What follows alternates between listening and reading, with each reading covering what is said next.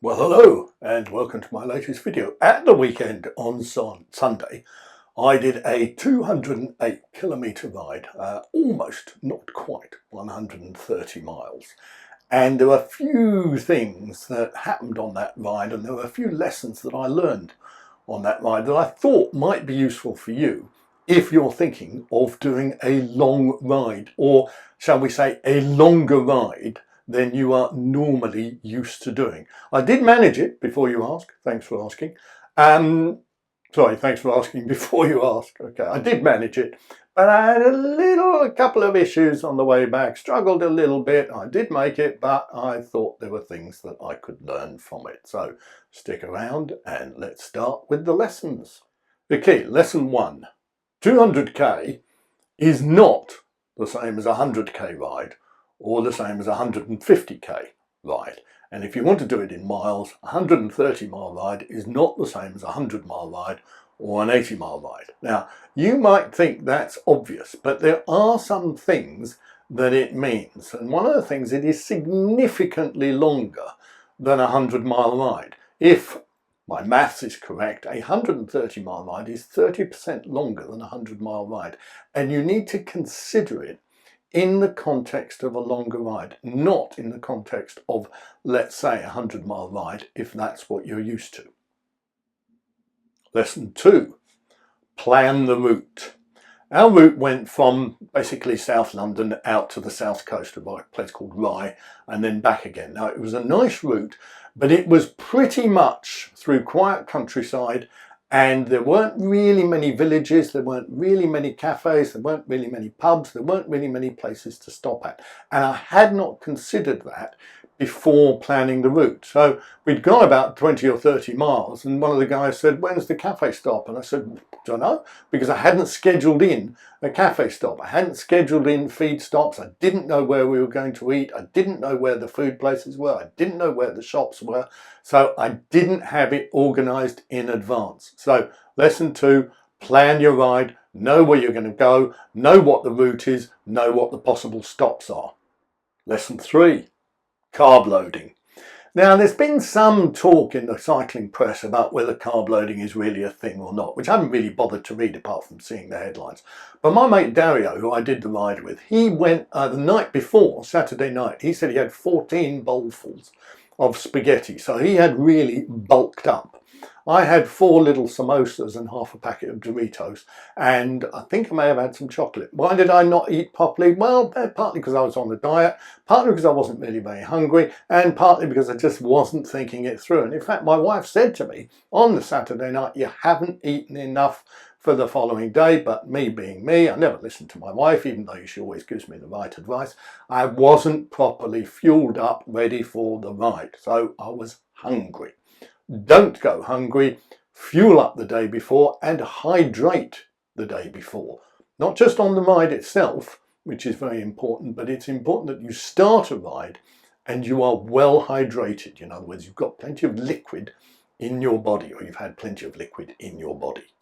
So what food did I take with me on the ride? Well, I took an energy bar, a particularly big one, one gel with caffeine in it, and some figs and some Haribo, but not a great many. Figs, I believe, are recommended by lots of people, but I'm not sure I necessarily like them all that much. So on the ride, that was basically all I ate, and it wasn't enough until we stopped. Now, we stopped at a cafe after about 45 miles, which is a little bit too far. There was a big queue at the cafe, so I couldn't be asked to queue. So I thought, well, I'll have some of the drink that's in my bottle and I'll have an energy bar. Big mistake, all right? You need to refuel properly. Don't just have an energy bar, because on a long ride, it's not going to be enough. Now, okay, having said that, it may be enough for you. But if you're not used to doing rides of that kind of length, i.e. significantly longer than you're normally used to, you need to make sure you fuel up properly. So what does fueling up properly mean? I think it means eating proper food. You can't do 130 miles on an energy bar and a handful of figs and some Haribo and shit like that. You really need to have proper food. Now, when we stopped for lunch, which was in Rye after about 65 miles, I had a pizza. Now, it was a nice pizza, but there isn't a great deal of carbs in a pizza, especially if it's a thin-based pizza, which it was, and it had some, rocket or, that lettuce shit that you get, and a little bit of pepperoni, and what else is it you put on a pizza? Mozzarella and some peppercorns, a little bit of olive oil. Well, you can't, that isn't going to fuel you up properly. So I thought I was having like a proper meal, but I wasn't. I was just having a pizza. Like you go out on a Friday night, but you're not going out on a Friday night when you've then got to ride 60 miles back home again. So I suggest when you stop for a meal, have a proper meal. Don't just have shit, don't just have snacks. Now I think if you're doing a 130-mile ride, you probably need to stop really every 30 miles. And my recommendation would be to stop every 30 miles and have some proper food. Perhaps have a sandwich. And if you can't buy a sandwich because you haven't properly planned your stops, then make sure you carry some sandwiches, or you carry some rolls, or you carry a couple of hot cross buns, or you carry, I don't know, a pork pie. My mate Mark swears by a pork pie. But maybe a jam sandwich like in the old school, or a peanut butter sandwich, or peanut butter and jam sandwich. Something like that that's going to give you a bit of carby bulk, not just rubbish, because the tendency is, and when you do stop for a decent amount of time, because I think the tendency is, if you're a bit like me, you get a bit desperate, so you stop at a shop or spa or some village shop or something like that, and you look through and you kind of think, oh, well, what do I want? Now, what you want is not necessarily quite the same as what you need. So I had, I had a bit of chocolate and I had a Lucozade or something like that, but it kept me going, but that's quite short-term energy. It gives you a boost and then it goes away again. Now, this is not rocket science nutrition that I'm telling you. This is kind of basic stuff, and it's basic stuff that I know. But one of the big dangers, I think, not just with myself, but perhaps with other people as well, is although you know it, you don't do it because you think, oh no, I'll be all right, I can ride 130 miles. And don't get me wrong, I can ride 130 miles, and I did, but I could have made it a much more enjoyable experience than actually it was. Sort your kit out. Now, on Sunday, it was one of those days that it's been in England actually for the last 40 years or so. When the sun comes out, it's sunny and it's really nice and it's quite warm, but then the sun goes in and it's cloudy, it's grey, and it gets quite cold. And in fact, we had some rain. We didn't have a lot of rain, but the rain we had was that kind of cold rain that kind of gets inside you. You know what I mean? And you can't really escape from it. And if you're a little bit hungry, as I was, then you're going to notice it that much more. So I didn't have the proper clothing. I didn't have gloves because it's May. I don't like wearing gloves. Who needs gloves in that kind of weather? I needed gloves. I didn't have a buff. It was May. I thought it was a nice day. I didn't need a buff. I could have done with a buff. I did have a wind jacket, a Rafa, reassuringly expensive wind jacket it was, and it was quite nice, but it wasn't quite enough. So that combined with feeling tired, feeling hungry, feeling cold, feeling a bit wet, all of that contributed to me not feeling 100% on the ride. So make sure you consider your kit choices. And the thing is, if you're going out for a long ride in this country, in fact, if you're going out for a long ride in plenty of other countries as well, the likelihood of you having the same the same weather for the whole day, the 9 or 10 hours that you're out, if you're traveling somewhere across the country, is fairly slim. So there's a good chance you're going to encounter different weather at the end of the day from what you had at the start, or different weather at your destination from what you had at the start. So do consider that with your kit choices and plan accordingly. Now, if you like energy tablets in your drink, as I do, then make sure you take a stock of energy tablets, because once you've finished your bottle, you fill it up with water.